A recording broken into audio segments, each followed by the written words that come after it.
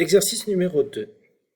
Une installation monophasée de 130 volts avec une fréquence de 50 Hz comporte 30 lampes à incandescence de 80 watts chacune et un moteur monophasé de puissance utile de 2,25 kW, d'un rendement de 0,77 et du facteur de puissance du moteur cos-phi 0,70.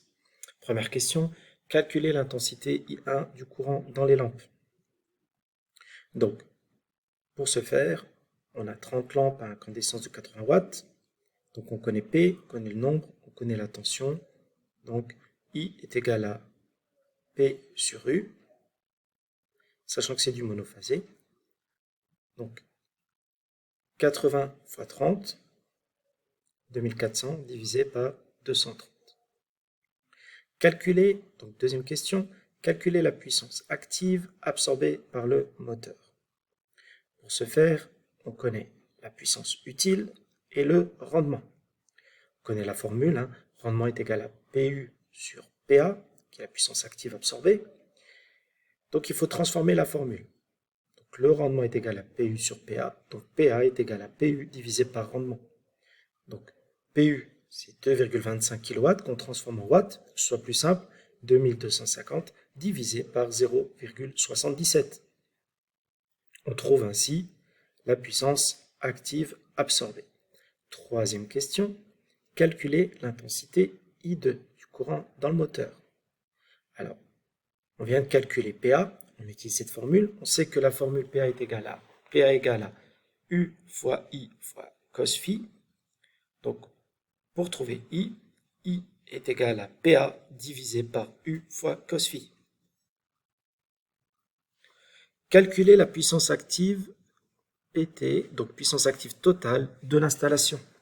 Donc il faut tout simplement additionner la puissance des lampes plus la puissance absorbée du moteur.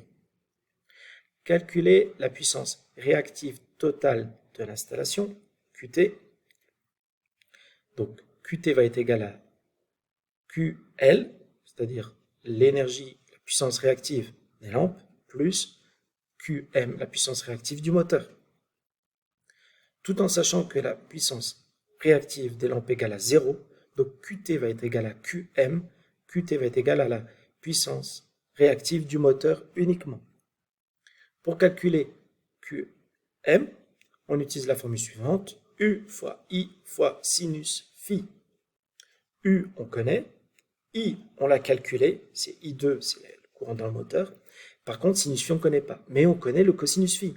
Donc il suffit tout simplement de transformer le cosinus phi en sinus phi. Donc je répète la manipulation sur la calculatrice. Seconde cos, donc cos moins 1 ou arcos, tout dépend de la marque de la calculatrice, de 0,70. On trouve l'angle phi en degrés et ensuite on fait sinus de cet angle en degrés. Calculer la puissance apparente totale ST de l'installation.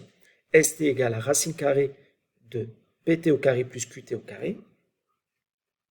C'est les éléments qu'on a calculés juste avant. Avant-dernière question, calculer l'intensité totale IT en ligne de l'installation. On passe par ST, donc IT va être égal à ST divisé par U. Et enfin, dernière question, calculer le facteur de puissance de l'installation cos phi total.